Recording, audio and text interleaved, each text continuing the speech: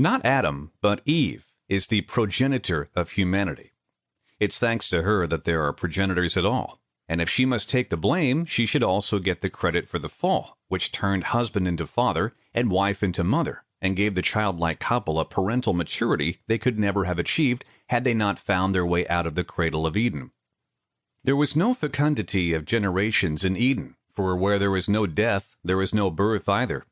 Hence the expulsion was not only a fall into mortality, but also into what Hannah Arendt calls natality, initiation of new beginnings through human action. If Adam and Eve are in some mythic way Odysseus's primal ancestors, it is because ancestry, or the succession of generations, first became possible through their exile.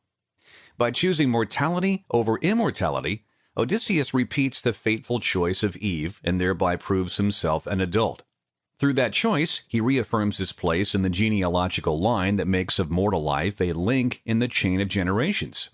It is in the land of his fathers that Odysseus finally reclaims his human identity as the son of Laertes and Anticlea, the husband of Penelope, and the father of Telemachus. Eve is the one who got boys to become men and who turned Adam into Odysseus.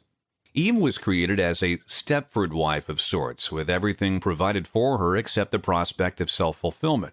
The same is true in a sense for Adam, yet impressionistically speaking, Adam seems to have been less at odds with the mindless, ultimately feckless happiness the couple was expected to enjoy in their garden of ennui. This is evidenced by the intuition of several artists who have depicted the expulsion, among them Menebois, Masaccio, Michelangelo, and Dürer. It is invariably Eve who is moving toward the exit first, as if in eager anticipation of her new future, while Adam, looking forlorn, seems in dread of what's to come. Adam no doubt did not hear the call of natality as intensely as Eve. Indeed, it is doubtful that he ever would have taken the initiative when it came to the forbidden fruit. Eve's transgression was the first true instance of human action, properly understood. It was in itself already an act of motherhood, for though she gave birth to the mortal human self, which realizes its potential in the unfolding of time, be it through work, procreation, arts, or the contemplation of things divine. God should have foreseen that by endowing Eve with a potential for natality, he made it painful for her to endure the sterile mirror which the garden reflected back on her. One of Eve's daughters, the contemporary poet Eleanor Wilner, describes that mirror in her poem, A Moralized Nature is Like a Garden Without Flowers. Quote, "And nowhere, in the shade of those verboten trees, was there the feel of cool moss underfoot, never the veils of water, gravity flung over the edges of granite into the dark that pools below.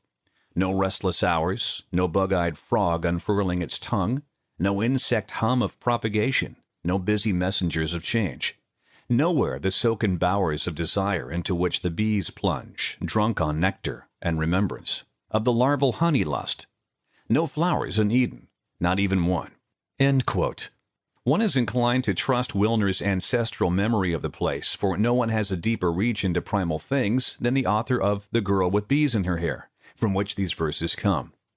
That there was fruit without flowers in Eden suggests that a frozen, temporally suspended nature reigned there, a nature without beauty, for where things are unmarked by time, propagation, and death, they are devoid of beauty.